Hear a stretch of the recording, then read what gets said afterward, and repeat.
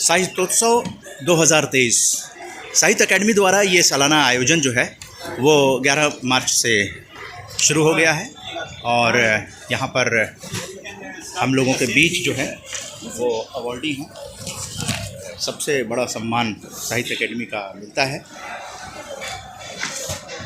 मुदनाकुडु चिन्नास्वामी जी, आपका स्वागत है पॉजिटिव मीडिया। Thank you. जो अशोक कुमार मलिक जी आपसे बातचीत करेंगे। See, I have had this glimpse of yours through your few words, and that has made me curious to know the depth of such a wonderful poet, which I believe to be the case. Because sometimes only a little, if we are receptive, or if our total being is receptive, then we intuitively know the future also sometimes. Because the future seems to be great. And I believe that, finally, the poet, despite any reception and any praise and any award, finally, when the poet goes back to his own place, he is in his best moments in solitude, and then there is a dialogue between the creator and the creator. And you have also mentioned the Buddhist influence upon you. I would first like to know how you actually came upon the path of poetry, because Pablo Neruda says, it called me from this way, it called me from that way. How did you come onto the path of this most beautiful of phenomena known to humankind?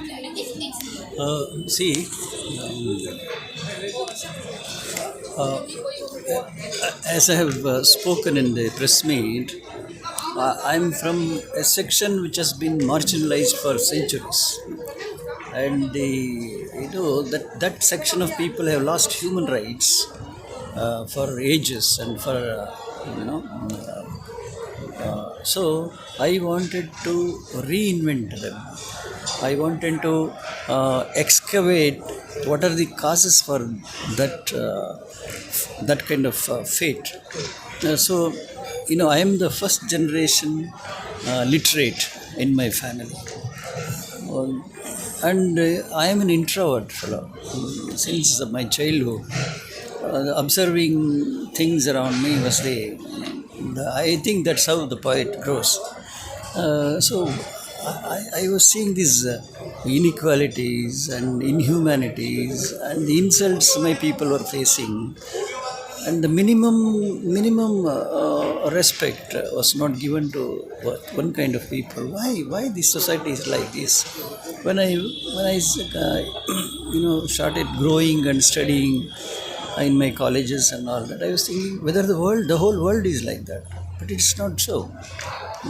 India is different, and this religion particularly is different, and it kept a section of people as untouchables, unseeables, and so many things. When I went on, fortunately, I got to know Ambedkar and his literature. When we started reading him, it paved way for the knowledge in other areas of knowledge. So as a creative man, my original obsession was the poetry. I went on writing poetry. That my poetry contained the pain in me. The penury is apart. The pain. So I went on writing it. That was catchy. Though I am not from academic background, I was just a human being. I didn't have any preparation for writing poetry. I just wrote. It was from my heart. So it clicked off, and then onwards, Ambedkar influenced me to look up to Buddha. So then I started reading Buddha. there is something much more than what we outwardly think of Buddha. Buddha is not simply a noble person that people just adore, he is much more than that. Deep, when you go deep into him, you try to understand your mind. You try to understand the existence of human being, whether it is meaningful or not, or beyond gods and extra terrestrial things. You try to understand your own self by reading Buddha. That's what he taught me. So I started writing poems and essays, even short stories, surrounding my own life and the people around me. I think there is some significant contribution from my works to the society. I'm happy. I'm happy. So many people just like you, it is an intuition. You came to me and spoke just by my few words. Like that, one poet from Venezuela, she very abruptly approached me. She wanted to translate my poems into Spanish. It was done. Then it got into English. This collection is in the annual in French. So my poetry it's flying, went away beyond the jurisdictions. So I am happy that something innate I am doing, right? And I am feeling for the people, the human beings. It's really the karuna of Buddha inundates. Yes. The karuna of Buddha inundates. So you have a natural affinity. So Baba Sahib Ambedkar directed your attention to the Buddhist way. Yeah. Now there was already you were prepared to be receptive to him, and the affinity of karuna, that has, in that I would even say, in the part of Tripatak, the part of the Buddhist canon of Tripatak, there are Jatak stories, more than 500.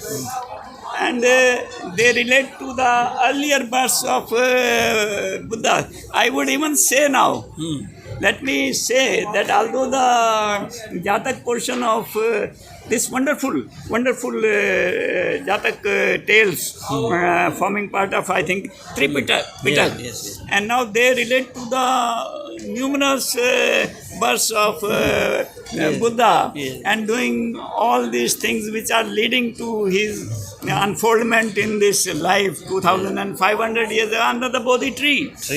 And now I would even go further. Allow me to say that there are bodhisattvas even after the Buddha has gone. After the Buddha has gone, bodhisattvas are there. So now you have beautifully described. In Buddhism, anybody can become Buddha. Anyone. There is a Buddha nature in you, in him and me. So what you have to do is you have to explore that Buddha nature, then become Buddha. Buddha said, I am not the ultimate. I am an ordinary person. So anybody can become Buddha. Means different from others. And he came upon the scene to reform, to bring back to reality. And reality of karuna, that is so much suffering is there in the world. And so this is what because you mentioned about Bodhisattva, I was telling this. So that Buddha nature, if you go deep into it and explore Buddha in you, then you automatically become Bodhisattva. Yes, I just say. Before the enlightenment, those who is in the journey of Buddha, he is called Bodhisattva. So it was quite appropriate for me to call you Bodhisattva. No. I am too young and I am too small to claim. No, it looks almost, I should not even use the word almost. In fact, that is what I felt. That is what I felt. That is Buddha's, and it is a privilege. Lord Buddha's grace. It is a privilege. No, that's fine. That's really fine. That's really fine.